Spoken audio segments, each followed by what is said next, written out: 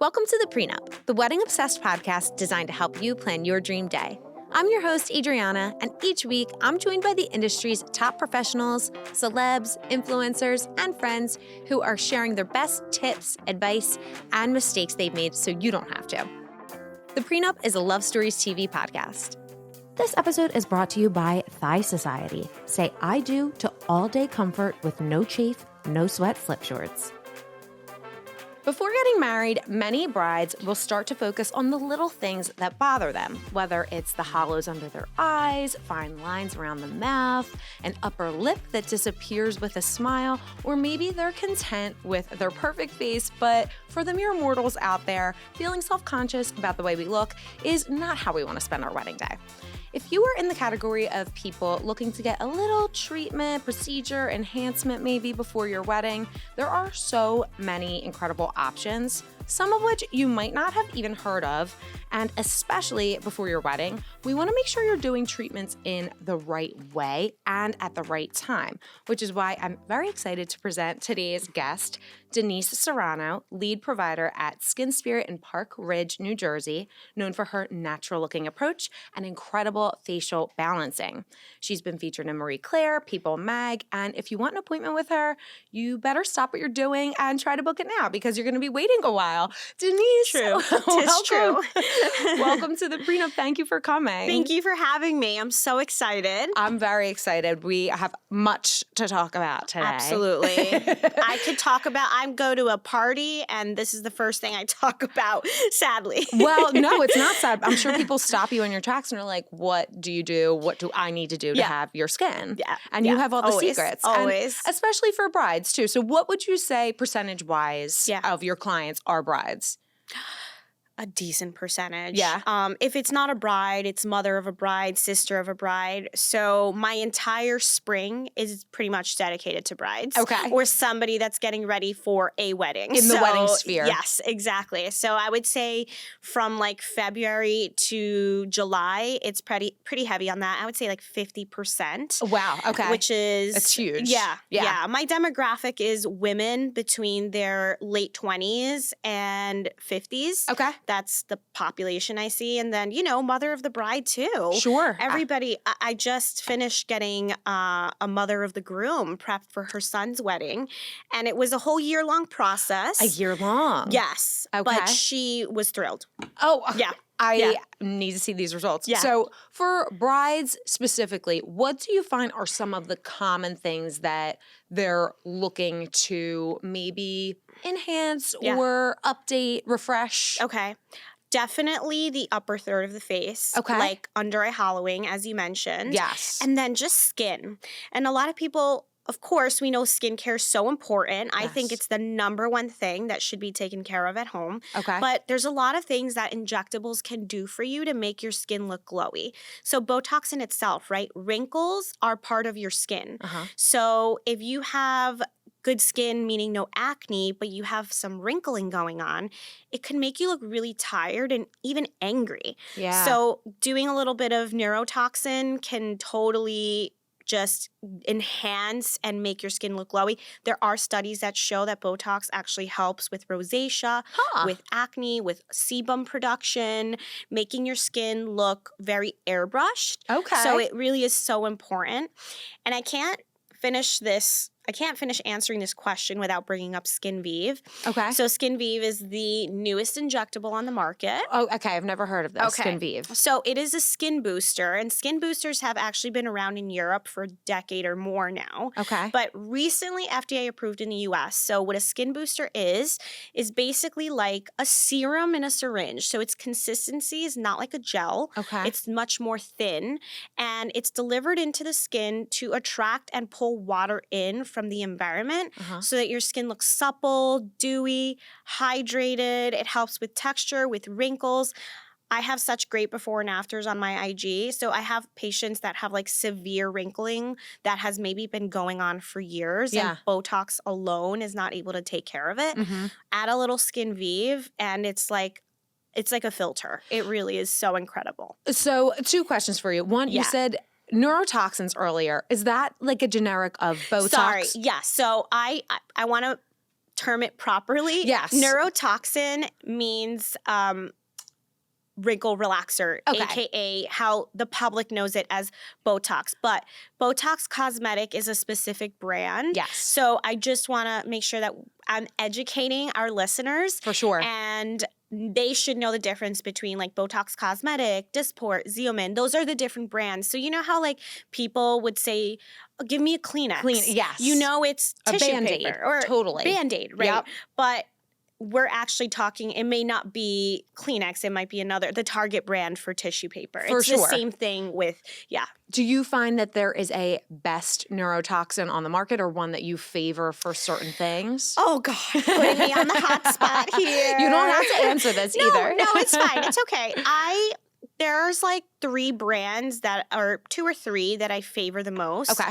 I'll tell you what we carry at SkinSpirit. Okay. So we carry Botox Cosmetic, Dysport, and Daxify. So those are the 3 brands we carry. I've never heard of Daxify. Yeah, so they all have these tiny little nuanced differences. It's like comparing Coke and Pepsi. Okay. So they taste somewhat similar, but someone might be able to detect that difference. Or when you drink Coke out of a glass bottle versus a plastic bottle, it just tastes slightly differently. Sure. So it works slightly differently on people. So I really just think it depends on the person. Definitely. I'm all about customizing treatment based upon what I'm assessing and anatomy. That's what I love about you and what drew me to you, because I think a lot of times people will go into an office, maybe a girlfriend got a little filler before her wedding or whatnot, and they had, a syringe, and they go and they're like, my girlfriend got a syringe, I want a syringe. Yeah. But that might not be best for that specific person. Consumer. Yeah. So you have a very individual approach. Correct. So the way I work, and I try to like publicize this on my social media pages, it's not like a McDonald's menu where you come in and you're like, I want French fries. Yeah. Or I want lip filler. Yes. It's really more of a prescriptive approach where I am the professional, and that's why you're paying me, Totally. right? Because you want the best possible outcome. I went to school for this. I've dedicated my life to educate myself within this. I'm going to look at your face, do a deep assessment, check out your anatomy, because first and foremost, this is a serious medical procedure. We don't want anything to go wrong medically. Sure. And then I will tell you what I think could deliver that outcome that would be the best for you. Okay. That's where the artistry kind of takes place, and I may not be the right person for everyone. I'm very natural, so I'm not into like the big lips. I'm not into like... Things have to just look like you were born with it. That's how I work in my practice. It just looks so much better, in my opinion. Yeah. It looks so much better. Yeah, but not everybody wants that. Right. So if you don't want that, that's why my portfolio of work is on my social media pages. Yes. And then I pretty much just customize a treatment for the person. And of course, there's going to be a conversation of, hey, I'm maybe not comfortable with that. And I'm okay with that too. Like I'll ease you into it. Baby steps. Whatever your comfort level is. But I always tell people I have 2 main priorities. Number 1 is your safety. Number 2 is a natural outcome. So no matter what, you can twist my arm all you want. I am going to deliver those 2 things. Okay. Yeah. Yes. Yeah. It's so important. Yeah. Question for you. If someone were to come in, a bride says, I need some stuff done, I just don't know what it is, I'm feeling like, bleh. Yeah. Are you able to look at someone and feel comfortable saying, like, we could do a little this and this? Or do Absolutely. they? Okay. That's because what I do all day. that would be like a dream for someone like me, who I'm not a bride, but I'm sure there are people out there who are like, I know I need something, but I just don't know what it is. And it's not your job. It's not your job to know. Yeah. That's why you're paying me. So Gorgeous. That's exactly what I do. I want my patients to come to my office with no makeup on. And we do a deep assessment of where can I sprinkle a little bit of something to just make you look or give you what it is that you're looking for. Yeah. So, So that's exactly what I do. How long before someone's wedding do you recommend going Bridal to prep. visit? Yes, bridal prep. A year. A year. Okay. Hear me out. I know it sounds like a long time, but I believe that it's not all about injectables. It's also skincare and skin quality, especially for a bride. I mean, your skin's going to be photographed all day long. Yes. And not just the wedding, but what about the honeymoon? You're not going to be wearing makeup on your honeymoon. You're going to take pictures. So it really is a journey. And we start out by doing monthly facials. We talk about putting you on a great skincare routine that's medical grade. And if we decide to do filler, you may or may not decide that you want to do baby steps. Yeah. And what about like your bridal shower and your bachelorette party? You don't want to be bruised or swollen for those events. No. And then finally, you don't want to look drastic. And not that any of this stuff makes you look drastically different, but I wouldn't want to look really all that different right before my wedding. Totally. Like I would want to kind of ease myself into it. Yes. And I would also want to have my face done for my shower and my bachelorette. Yes. And so the final like 4 months before the wedding, you shouldn't really have to worry about getting filler. It should be just more maintenance. Like, let's make sure we're getting your facials in. Let's do your final neurotoxin appointment a month before. 1 month before. I would say like 4 to 6 weeks before is a good time. Yeah. Okay. So what if, let's say we do our neurotoxin appointment, 4 weeks before, and things are looking either a little too frozen or not frozen enough. Is there a way to go back from Botox? Yes and no. Okay. So I know what you're getting at. Yes. So I say 4 to 6 weeks before for a couple of reasons. One is I always have a very conservative approach, I'm especially sensitive prior to a wedding. Yes. So I'm always going to maybe underdose it a little bit or err on the caution side. If it's not frozen enough, it's so easy to add more. Yeah. Couple of weeks before, and then right for the wedding, it's perfect. So that's the answer to that question. Okay. Conversely, if you're too frozen for your liking, you're stuck with it. Got it. But that isn't my approach personally. Right. Yeah. Right. But for people listening, if they're not in the area and if they're too late for an appointment with you because you are very, very booked up, brides, like if you just got engaged, book your appointments now. Thank you. But that's something that you need to be really wary of. Like you might say, oh, I have this deep-seated line, but especially if it's a first time with Botox, I would say baby steps. Baby steps always. And don't do anything last minute. It's like almost not worth it, especially if you're not sure who you're going to. It really just tread with caution because once the Botox is done, it's done. Okay. Yeah. So while we're on the topic of Botox, I have more questions about it. So are there any, I think we kind of talked about like misconceptions with Botox and getting a little bit too much, but are there any other misconceptions that people have with Botox? So many. Like what? What do people think versus what's the truth? I think one of the biggest things I hear is that you're going to look like a mummy or not a mummy. What's the word I'm looking for? A mannequin. Sorry. Like you're going to look like a mannequin. You're going to look frozen. So the reality is that once you get Botox, it does take 14 days or so for it to fully kick in. Yeah. At that 14-day mark, you are going to feel more, quote, tight or frozen. But after that, the Botox is already wearing off, believe it or not. Wow. From the moment you get it, it's already wearing off, which means that at the 1 month mark, again, for brides, this is important to know, it's just perfect, where you have no wrinkles, but you have expression, some expression, so it looks very natural. And then it just continues to wear off slowly but surely until you hit that 4 month mark. Yes. Yeah. So there was a trend of the Barbie Botox. Do you remember this? Oh, for the shoulders? Yes. Yes. So, okay, that's a great misconception kind of topic.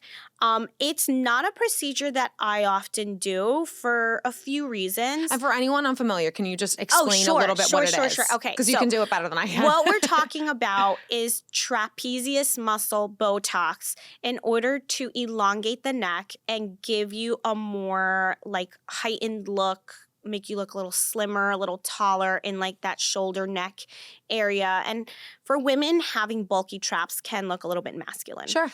So the reasons why I personally have not been like a major fan of this is anything in the area that's like your shoulders, your arms, shrinking down those muscles will make other muscles stronger for better or worse. Oh. And you also use, like, if you're someone like me, I like doing strength training at the gym. Sure. I feel like I use my traps a lot, and I'm not going to be able to do the exercises that I need to do. Right. For me, the trade-off just isn't there. And then my other concern is, and I think I read this somewhere in the news, that you can hit like a muscle that is actually used for breathing. The person ended up hospitalized. Oh my God. So it could be really risky if you don't know what you're doing down here. Like near the throat, your spine. It's just a little scary. Yes. So if someone, I've gotten requests for, I have a lot of pain in that area, a lot of, I hold a lot of stress there. Okay. It could be a fantastic procedure, but I say go to a pain doctor because they're specialized in that pain category, pain medicine. Yes. We're more aesthetics. Uh-huh. And then you do need a massive amount of Botox to shrink down your trap muscles. Okay. So you really have to decide, like, what is the trade-off there for me? Do I not want to have trap muscles? Like, do I do push-ups? What kind of exercise do I do? And then do you want to spend, again, it's like 100 units just for one trap. Wow. So you might need 200 for the other. Oh my gosh. It's a lot. Yeah, So, that is a lot. Yeah. On that topic of just more obscure places for Botox, I think a lot of people think of neurotoxin / Botox. Yes. I'm sorry. I'm just going to call it Botox from here out, but know that I'm talking about all of them. All of them. Yeah. Okay. Is there any other placement that you like that's not necessarily meant for filling in or smoothing out a fine line wrinkle? Oh my gosh, so many places that you can think of. Tell us. So let me start with the face. Yeah, let's do face. Okay, so we could place Botox on the base of your nose to kind of upturn the tip when you're smiling. So some people would not be a good candidate for this. Like, you have a nice upturned nose. It's very cute. But I have an upturned nose. I don't know how cute it is, but it is upturned. No, it's cute. I love it. That's what people pay me for. Some people have what's called a hook nose. Okay. So when they smile, it kind of dips in, it curls in. So if we add a little bit of Botox there when they smile, I could just prevent that from happening. So it just looks more parallel. Okay. We can also add it to the nostrils to narrow kind of narrow that out. What? Particularly when a patient smiles.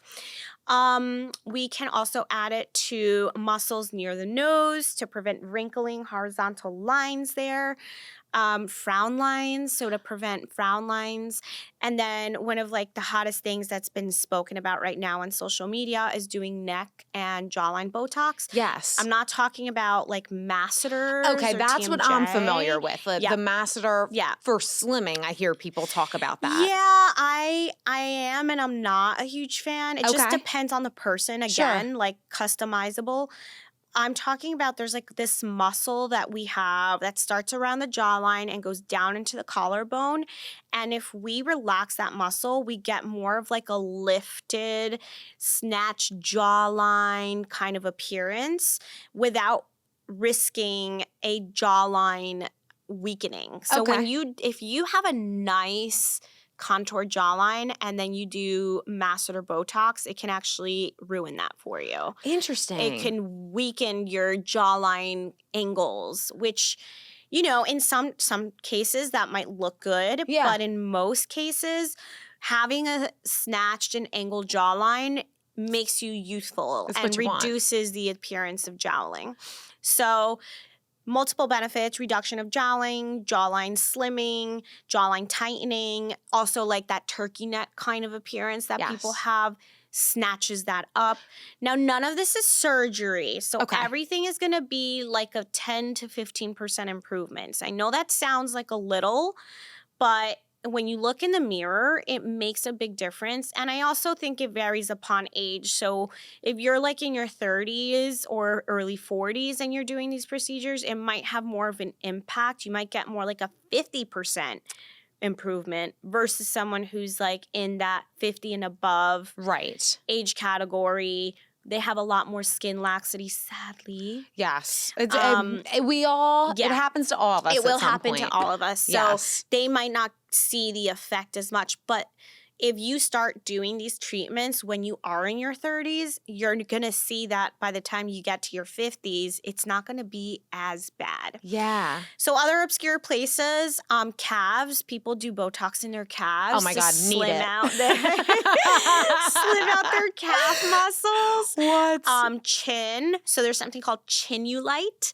So it's like dimpling occurring in your chin. Yes. Some people have it real bad. And Botox helps that. Yes. Interesting. Yes. Yeah. Oh, underarms. So for excessive sweating, hyperhidrosis is the medical term. We can add Botox to get rid of that. And honestly, if you have, I've done this before, if you have excessive sweating in your nose or your upper lip, you could get Botox and have a reduction of that for 4 to 6 months. Interesting. Yeah, because there are a lot of schwitzy brides out there, run a little hot on the wedding day. It's great for weddings, absolutely. And even underarms, great procedure to do right before a wedding. Oh my gosh. Yeah. That's so interesting. And, going to someone like you where you could say, a bride could say to you, this is my issue. And you would say, like, there is a solution to this with Botox, and this is the amount of units you need. Like, you don't have to know that I need Botox or filler wherever. So in terms of jawline, let's just segue into fillers there. I see some people get filler in the jawline. Sure. How do you feel about that? I love it on certain people. Yeah. Yeah. Again, it's just... But it can work. Absolutely. Absolutely. The way I think of filler, I'll say it again, it's a serious medical procedure. Yes. So don't take what I'm about to say the wrong way. But it's kind of like makeup in the sense that we are placing it in certain ways to disguise a certain problem. Right. So it's not going to be like transformative like surgery would be. Yeah. And it shouldn't be that way. Sure. I think if it is, then it's too much and it could look weird. But if you do light treatments, it could be like makeup where it's like, oop, I'm like pushing 40. I'm starting to see a little bit of a jowl, but I definitely don't want to get a facelift right now because I'm not even 40. Right. What can I do to help that a little bit? Mm-hmm. What's wrong with like a little 30-minute procedure and then voila, next thing you know, the jowl is gone. Yeah. Yeah. Let's get into fillers a little more. So, very commonly, of course, everybody loves the lip filler. Yep. That's super common. Yeah. But in addition to lip filler, like where else? Where do you like to see things placed where you feel like it makes a huge difference? Oh my God, I'm so glad you asked me that. I recently made a reel about this. Cheeks. Cheeks, for sure. Where in the cheeks? Are you talking, so for anyone listening, I'm pointing to like my highest cheekbone closest to temple, and then there's like also the apples here. So where do you find fits best? It depends on the person. Okay. That's another thing. That's just some people are super full centrally. Uh-huh. And why would I add more? Right. I don't want to make them look like chipmunky or unnatural. Of course. Conversely, some people have a lot of or a very sharp bone structure here, and then they're very hollow underneath their eyes. That was actually me. Oh, wow. So I wish I could show the listeners. I'm happy to send you my before photos. Yes. I have always had great cheekbones on my sides, but before I got filler, I had like no volume and it made my eyes look so tired. Yeah. So getting cheek filler does 3 things. Okay. It could help with under eyes without having to add under eye filler. Ooh. Yep. Because that's scary. I actually had under eye filler years ago. I got it done and I loved it. I really did. Okay. She placed it in like almost in the apple area to kind of push something. Yeah, so that means that was actually cheek filler. Okay, so I got cheek filler. I didn't get under eye filler. Correct. Okay. Yeah. Because people maybe that's why you loved it so much. Maybe that's why, yeah. But people always warn against under eye filler because it could make you go blind. Is this true? All the fillers can make you go blind, technically speaking. Oh my God. Yeah, which is kind of scary. I wouldn't say that that's... It's not like one of the top 3 riskiest areas. Okay. As far as blindness goes. Got it. I would say there's other areas, like, believe it or not, the nasolabial folds is actually very risky. Really? Nose, yep. Why is temples. Just the way the anatomy is, the arteries in those central areas of your face are connected to the artery that gives your eye blood supply. So, but not to scare anybody. Oh my gosh.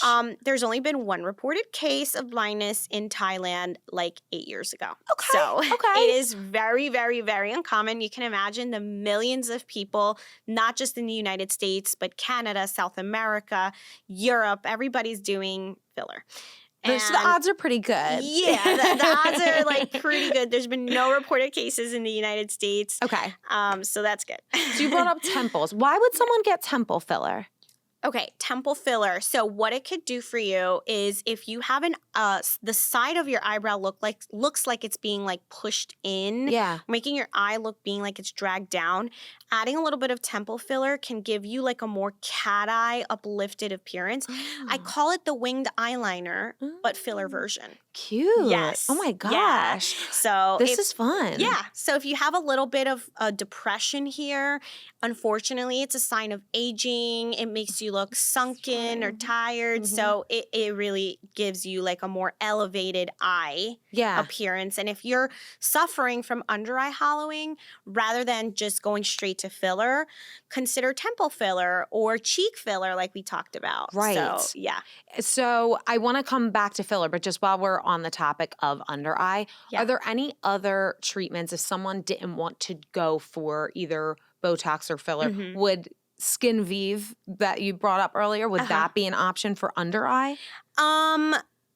Yes.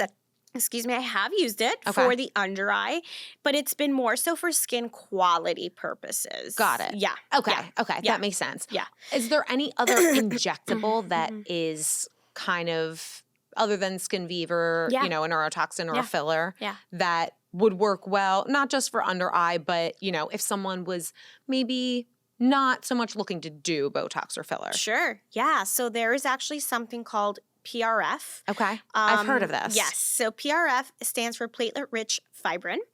And it's essentially when we draw blood, we spin it in a centrifuge, and we extract the portion of the blood that could contain your growth factors.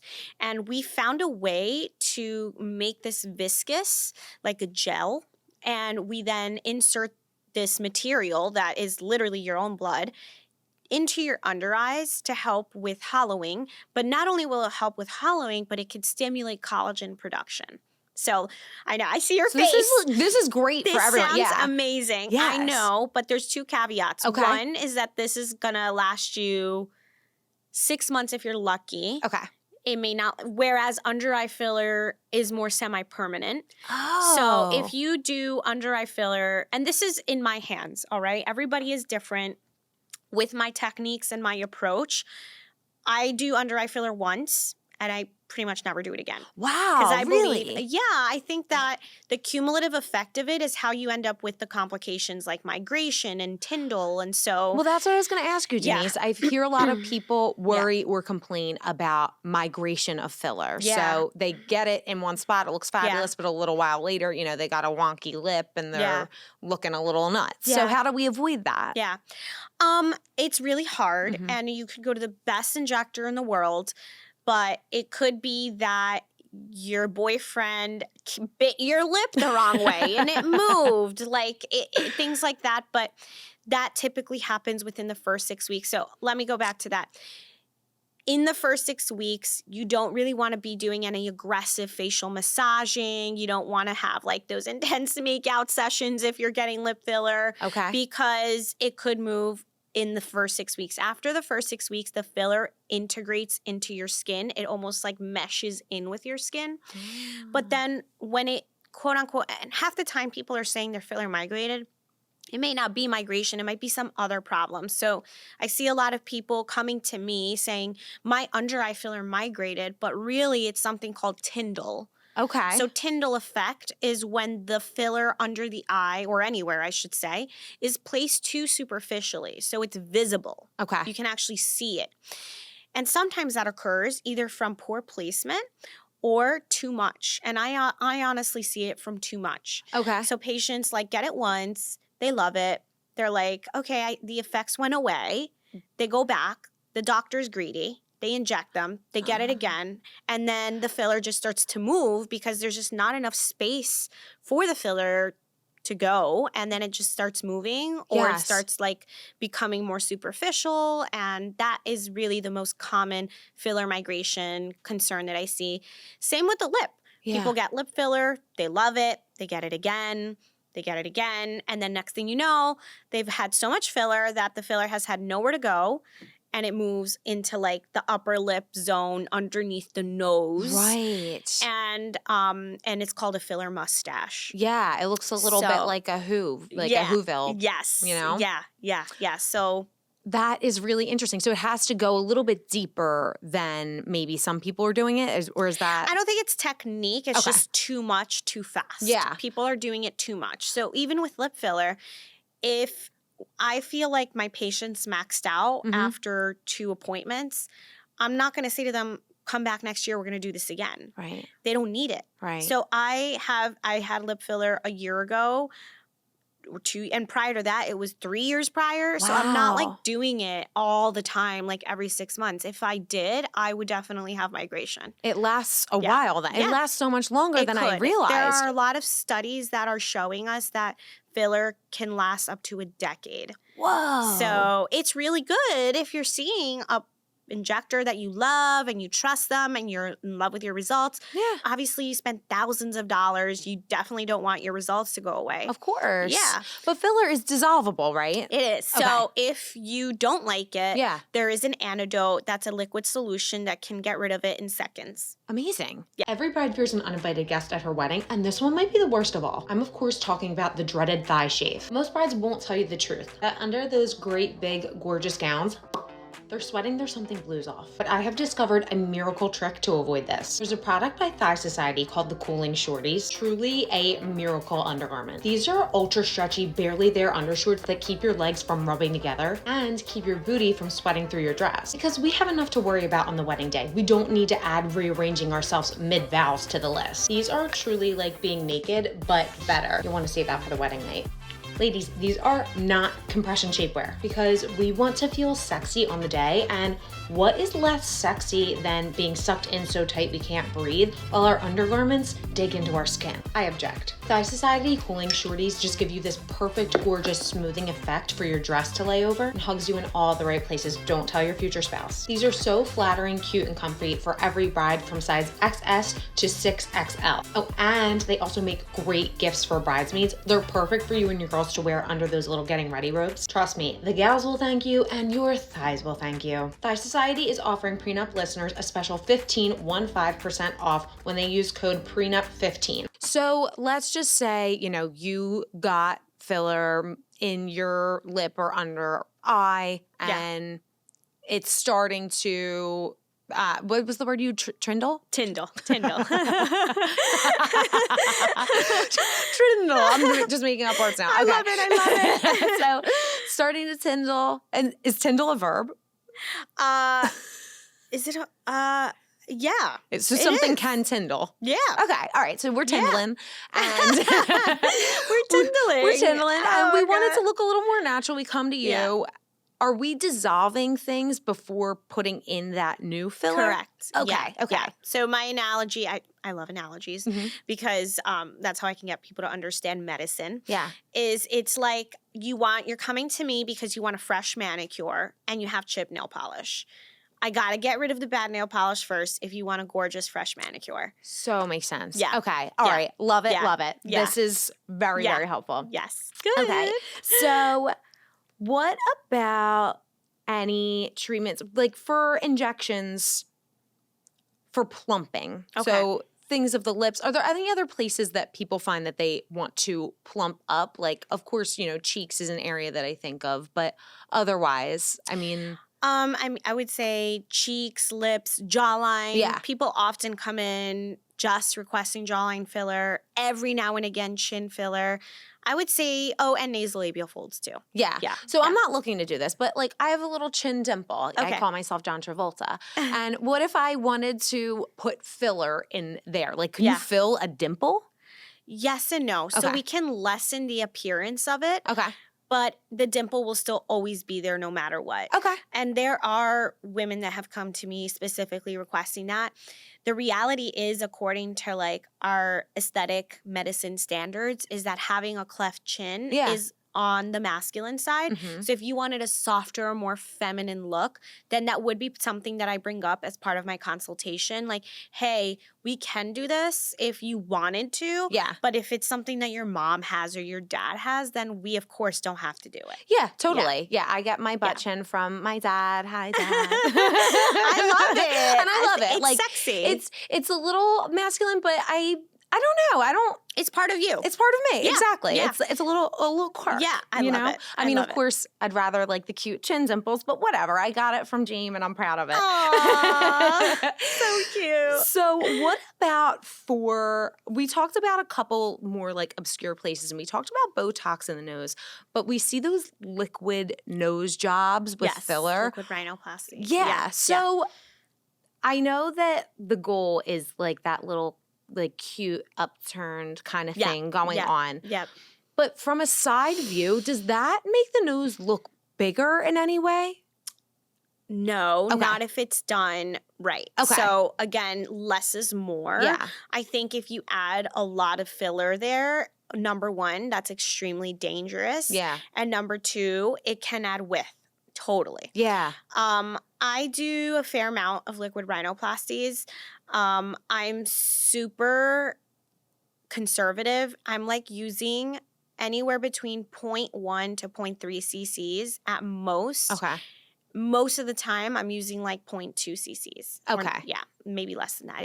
It's just such a small amount. Most of the people that are great candidates are those that have that dorsal hump. It's so easy to just like contour and make it look straight. Okay. But if you really want like a shape change and you have a deviated septum and like there's other things going on, I'm just going to recommend they get an actual rhinoplasty. And then I always tell patients, this is, again, like makeup. Like you're going to look a little bit better, but if you want a more dramatic result, then this isn't the place for you because it's not going to look dramatically different. Not with my techniques, at least. Like I see all these things on social media where, especially from like Russia or something. Yes, a lot of Turkey stuff goes on. Yeah, and I see like this crazy transformation with noses that people do with filler.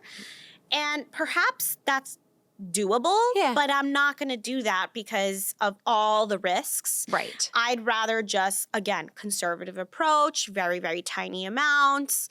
And honestly, most of my patients love it. They're happy. And nose filler lasts such a long time. Okay. Like years. Yeah. I mean, if you go on Denise's Instagram, which will be in the show notes, the results are so unbelievably gorgeous. Like, how could you not be happy with them? But it's over time. It's not instantaneous. Yeah. It's low and slow. Correct. And that's why we get in very early. Yes. So what about something like threading? That had a big moment. What do you feel about threading?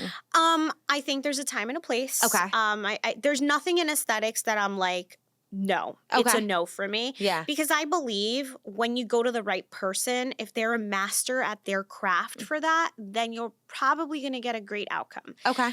I tried getting into it for a little bit, wasn't overly passionate. I just like felt like I wasn't getting the results that I was looking for. Yeah. And then the feedback that I would hear from my patients, whether they got it from me or someone else in the community, they would say, you know, it looked great for a month. It's now been 6 months. I feel like it went away after a month or two. I've heard that too. Yeah. And So, it's like, it's scary. That pulling is like, at that point, I'm like, let me just get a mini facelift. Yeah. I'm not, that's just me personally. I know some great or aesthetic medicine providers out there that are amazing at doing threads. Yeah. They get great results. They might get long-lasting results, but I personally have never invested the time to kind of learn or become a master at that. It also scares me a little bit that once you do it, you can't get rid of it. Like filler, if I wanted to change something, I could plop in the dissolver and that's it. But with threading, you can give someone major scarring if you don't know what you're doing. Okay. And it's permanent scarring. And it can get stuck in the skin, and then you have to like take a scalpel, cut the skin open and pull the thread. It's just like, yeah, it's a lot. Yeah. So it's for something that I'm not passionate about. I'm like, I'm just going to stick to what I'm good at for now. For sure. For now. That makes sense. Yeah. Do you have a favorite injection or injection spot that you like to do? I think it's the cheeks. Okay. I think it could do so much. I don't think I finished telling you earlier all the other things. Yes, because I cut you off. No, that's so all right. rudely. No, I just like the importance of just the under eye hollowing, the nasolabial folds. Yeah, you can do fillers or Botox for the like. It's filler. It's filler. It's Okay. filler. But with doing cheek alone, you may not even need to go there at all. Got it. So those are all the things that you can get, just like an overall facial slimming effect. Yeah. By adding cheek filler, where you may not even need to touch your jawline or do. So some people, not anymore, because I only take on patients that are willing to do a global approach with me. Okay. So in the past, I have had patients say to me, like, I just want jawline filler. I just want jawline filler. And it's like, really, you need to consider cheeks before even doing your jawline, because if you want a slimmer, more snatched jawline, your cheeks come into play with that. So doing your cheeks can make your jowls look better indirectly. Yeah. So that's why it's important to consider both. And another reason why I switched on to doing just like this full face approach. Makeup, perfect analogy. It's like going to a makeup artist and they do your face with half foundation and not the other half. Yeah. You're not going to walk out of there fully satisfied. Yeah. That's why I do the full face approach, because almost 100% of my patients are fully satisfied in the end. It's like also putting on just eyeshadow and walking out. It's like, okay, I can tell you what I don't like about my face, and maybe I want, a better eye. But you, with facial balancing, which we talked about a little bit, but if anyone doesn't know, like, it's what you're talking about. It's that full face approach. Yeah. And as the expert, you can say, that is gonna, pop the eye, but then the rest of your face is going to look wacky because it doesn't match now. Exactly. Everything needs to match and flow seamlessly. It has to look like you were born with it. Yes. So is symmetry a goal, would you say, when you're doing facial balancing? That is a common misconception. Okay. No. Okay. No. And the reason why is because our faces being asymmetrical, which we are all very asymmetrical. I like to use the boob comparison. Yeah. They're sisters, not twins. It's the same with your face. Yep. They're sisters, not twins. And it's the way your skull is. Yeah. And inherently, the way your skull is shaped, like your orbit is smaller on one side versus the other. And then if I try to chase it, it could end up looking really weird, because then I'm like, nope, a little bit more here. No, a little bit more here. No, a little bit more here. And then it's just like, whoa, next thing you know, you look crazy. Yeah. So my goal is to make you look globally optimized, not necessarily chasing asymmetries. Now, can I make it a little bit better if I really want to? Yeah. But you can't expect perfection with that. Yeah. No. It's or just with anything, right? Exactly. Yeah. Come on. I Yeah. mean, I can't show you a picture of Bella Hadid and be like, Make it happen, It's just not going to happen, sweetie. Sorry. Yeah. So you talked about earlier how important skincare is and at-home stuff. Yes. So Number one. That's the number one. Yeah. So what can we do either at home or in addition to our injections to really optimize the treatment? I would say have a consultation with me or, a staff member that's an esthetician, that is an expert. Yeah.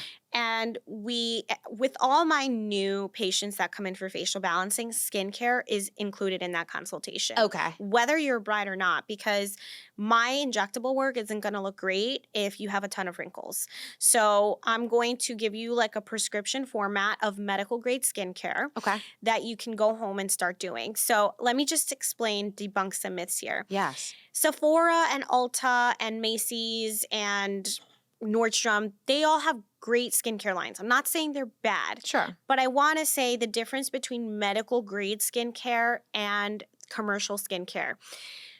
all of the skincare items that we carry at a plastic surgery office, a skincare clinic like mine, a dermatologist office, they've all been studied in science, like deep scientific studies with multiple subjects involved to prove the efficacy of that skincare product.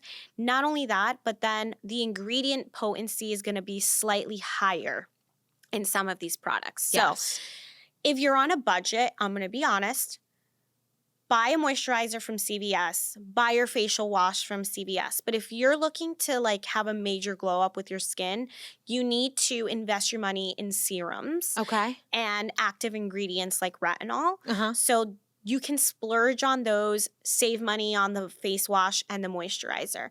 But if you really want to go all out, then try to do everything medical grade. Why not? And honestly, the pricing is not drastically different from Sephora. No, the biggest difference is the packaging, I would say. Yeah. The marketing's maybe a little bit better for Sephora. Yeah, it is. The marketing, because these companies are more focused on commercial consumerism. Sure. They're going to have like influencers post about the products, where the other medical grade companies are more focused on selling to doctors and doctor offices. It's just totally different. So I do view it as like a prescription a bit more than an actual like random like hyaluronic acid serum from Sephora. So again, I'm not saying those products are bad. I'm 100% sure that some people can get a skin glow up from Sephora lines. Yeah. But if you can and you're willing to and you're like starting this self-care journey and you're already sitting at my office, try the medical grade products. Yeah. It's going to just give you, and you might even get quicker results with them. You probably, I mean, more likely because it's science-based. And I think, you know, some medical grade items are very popular, like SkinCeuticals. Sure. Everybody knows SkinCeuticals. Everybody knows SkinCeuticals. But they're medical grade. Yeah. That's why they're a great line. Okay. Love it. They're a little bit of a hybrid. Yes, exactly. Yeah. They are a little bit of a hybrid, but I would say they're even more so medical. More so medical. Okay. Yeah. And then in terms of, we talked about, you know, how early people should start, but in terms of both injections, facials, that whole, because we're talking like the whole plan. approach. Yeah. How often should we be coming in to see our injector? Okay. So from the start of the journey. Yeah. From the year out or plus if we're smart. Yeah. If you want to do it plus, even better, because it takes several weeks to grow collagen for your body to be like, let me grow collagen. So let's say you start a year out, you're going to get your monthly facials. You're going to see your injector every 4 months for neurotoxin. Okay. You're going to do filler. If you're doing filler little by little, then you could do it every quarter. Okay. Or you can get it all done at once or within 2 appointments. I think that's what's most common with me. Within 2 appointments? Yeah. People will do like the top half of their face, wait a month or 2, do the bottom half of the face. Got it. And then after that, they just come like maybe 2-3 months before their wedding. Or, you know, if they have a shower or bachelorette, they'll come a month before that event, which would then be like 4 or 5 months before the actual wedding. Yeah. And just do final touches of the filler. Okay. That is like the best way to go about it. Love it. Low stress. Yes. Low stress. That makes total sense. And then the first appointment that year before, special day appointment, we put you on a good skincare regimen. And then by the time it's your wedding, your skin will be like glowing. Because it does take a very long time for you to see the results from these skincare products. Yeah, it's the turnover, you know? Yeah. Like how often does our skin kind of do that turnover? I mean, I would say like a month. A month. Okay. Every day your skin is turning over, but for you to start to see collagen growth, collagen is everything. Okay. Collagen, if you have bad texture, it's because you need collagen. If you have wrinkles, it's because you need collagen. Okay. So that whole process can take about 6 weeks for the early stages. Got it. And then if you have a little bit of acne, which we are in the age category, right? Like 20s, 30s, even 40s. Yep. Acne is a thing. I know. I thought at 17 I'd be done, but here I am. Every now and again, there's 1 or 2 that pops up. That could take like 6 to 8 weeks to get that under control. And sometimes you even need oral medication. Okay. Yeah. Speaking of oral. Yeah. I love That's not where I'm going. We can talk about that. Sure we can. Absolutely. Yeah. Nothing's off limits here. But how do you feel? Because you mentioned that collagen is everything. Yeah. How do you feel about a collagen supplement orally? So there's like one brand that I am an advocate for. It's called SkinVIVE. We do carry it at SkinSpirit. Okay. They do have some studies that show that it does build a little bit of collagen from the inside. Overall, I'm not thinking that that's going to be like the end all be all. I really think that the topical products are the number one thing. Okay. But if so that's just a little baby booster. Yeah. If you're something that's like someone who's super holistic, you do your green juices every day, you do your yoga, you want to add that onto your repertoire, by all means. I do know, and I'm actively working on bringing on a acne supplement into my clinic. It's called Nutrafol Skin. Okay. You've heard of Nutrafol Hair, right? Yes, I use Nutrafol Hair. Yeah, oh, beautiful. Shout out to Nutrafol Hair. Yeah. Sponsor the pod. I love it. I love it. Yep.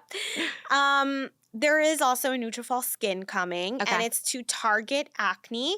Now, it is a supplement. So a supplement means that it's an add-on to your already like prescriptive routine for acne. So obviously your topical products, and if you're on oral products, that's going to be your number one. Yes. But what studies are showing is that acne is environmental too. It's like stress. It's the tobacco in the environment. It's all these things. It's our hormone and fluctuations. Yeah. So the supplement is supposed to help aid in some of those things. So it's going to kind of up the ante and perhaps even expedite your acne results.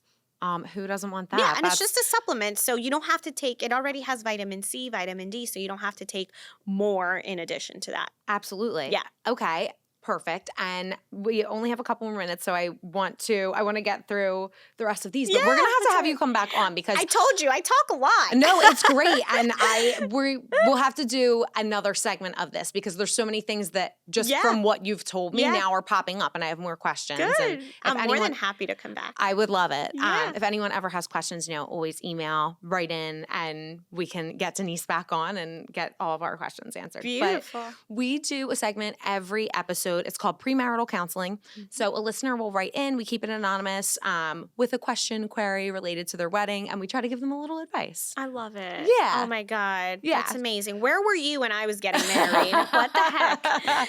You killed it. I'm sure you were the most stunning bride. You had Thank you. the access to all the things. Yeah, well, back then, actually, when I got married, I was into beauty, but I wasn't in this space. Okay. So, believe it or not, yeah. So you just keep getting hotter by the day. It's the Botox and filler, honey.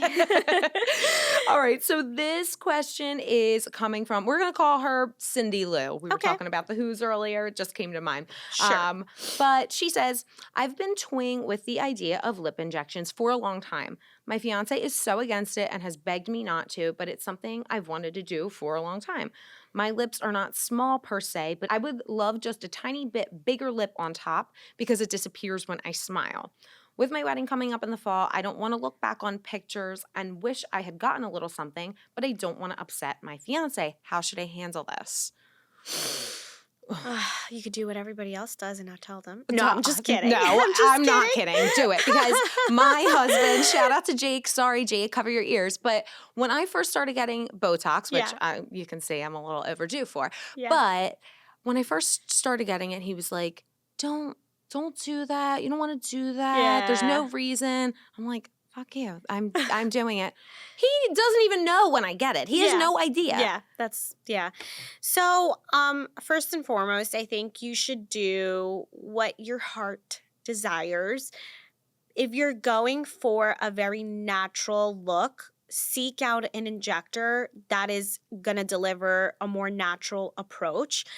1 ml is the size of a blueberry.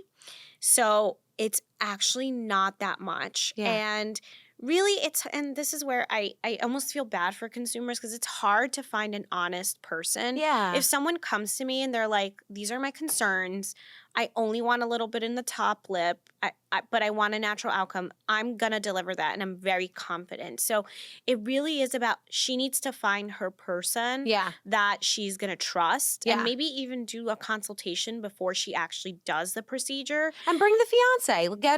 Make him get a little educated on it. Send him this episode. Show him the before and afters, right? Like, look, this is what this person that I found can deliver. Yes. And and by the way, it's dissolvable. Yeah. So if you hate it and I hate it, I can get rid of it. Totally. It's not permanent. So I find that 1 ml is like nothing. Okay. And that's why people get addicted, because they were like, all right, this only made a small difference. I want more. Yeah, this is a little sexy. Yeah, I want to up the ante. Yeah, That's right. Cindy Lou, do it, but don't lie to your fiance. I'm sorry, I said that. Yeah, don't lie to him. Don't lie to him.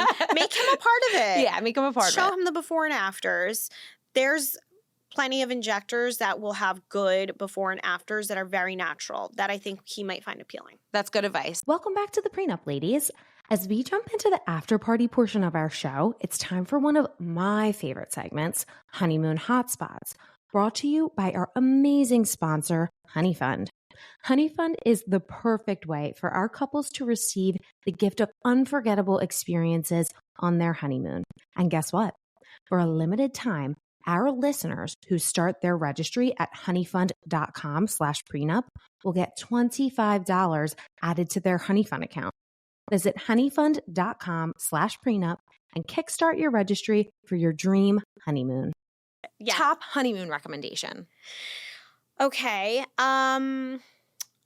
This isn't what I did, but if you could, I would do the Maldives, Bora Bora, one of those. But I'm like such a sea creature. I love the ocean. I love marine life. I love crystal clear blue water. Yes. It's the ultimate relaxation destination. Mm-hmm. I would want to relax after my wedding, just because the planning is stressful enough. You've had enough adventure. Lay there and do nothing. Yes. I went to St. Lucia. Oh, I did too. I loved it. Yeah. I just think at the time we couldn't afford the Maldives. Yeah, so, absolutely. But it was great. It was the ultimate relaxation. Yeah. And Do you remember where you stayed in St. Lucia? At the Sandals Resorts. Okay, Yeah, awesome. Yeah. People yeah. love that. No, I did. I loved it. It was like, and then there's like 3 Sandals. So we were able to go to different restaurants throughout the island. That's fun. So that was the cool part. That's one of the reasons why we did it. Amazing. Yeah, Beautiful. we A nice loved beach it. vacation. Yeah. We love. Okay. What is your dream wedding cake flavor? Buttercream vanilla. Oh, sexy. Yeah. I like that. Yeah. What song is going to get you on the dance floor at a wedding? Oh, I love to dance. Any song. Anything with Bad Bunny. Okay. Oh, that's a first. I'm Latina, so. I love it. Yeah. Okay. Yeah. Yes. That'll get you on the dance floor for Yeah. sure. Yeah. If you could invite any living dream guest to your wedding, who would you invite? Carrie Bradshaw. Oh, that's a good one. Yeah. Oh, I'm a Sex and the City addict. I love her. it's my comfort so show. much. Me too. Yeah. Ugh. Forever. I could watch it a million times over. Absolutely. Including the movie. Oh my God. And I know. I love the movie is so bad it's good and it just gives me such I warmth. know, right? Even the second one. The second one is even worse. Absolutely. But I love it so much. Yes. Those are my girls, my people. Yeah. Okay. And then Denisse, last question I have for you today is Yes. what is one practical piece of advice that you could give to any bride planning her wedding? Be proactive. Okay. And try to chill for the last couple of months. Okay. Just do it all in the beginning and then focus on the big day. Focus on your husband and what brought you guys to the wedding planning to begin with. Yeah. And do what's best for the two of you without all the noise. Gorgeous. Sorry, that was more than one piece. No, but- it's as much advice as we can get. Come on, we need it here. Denisse, thank you so much for doing this. Thank you for having me. I so appreciate it. Where can everyone find you and your socials, all the Okay, things? so it's very easy. I made my Instagram name my name. Okay. So it's Denisse Serrano, PA. The spelling is 2 S's, not 1. And we'll leave it in the notes. Yep, we'll leave it in the notes. So at Denisse Serrano, PA, because I'm a physician associate. And then my TikTok is the same exact name. And my practice is SkinSpirit in Park Ridge, New Jersey, which is about 30 to 40 minutes from New York City. And Denisse has a very special promo for Pre Nup listeners and watchers. I do. Yeah. So if you are interested in seeing me or any other practitioner at my practice in SkinSpirit, you can receive $100 off as a listener of this episode. Beautiful. Beautiful. Thank you, Denisse. Yeah, thank you. This episode is brought to you by Thigh Society. Say I do to all-day comfort with no chafe, no sweat slip shorts. Thigh Society is offering a 15% off discount to Pre Nup listeners when they use code PRENUP15. Thanks for tuning into the Pre Nup. Don't forget to subscribe and leave us a review on your favorite podcast platform or on the Love Stories TV YouTube channel. Follow at _pre_nup and at Love Stories TV on Instagram for more. Have feedback or suggestions for the next episode? Feel free to reach out to us at podcasts@lovestoriestv.com.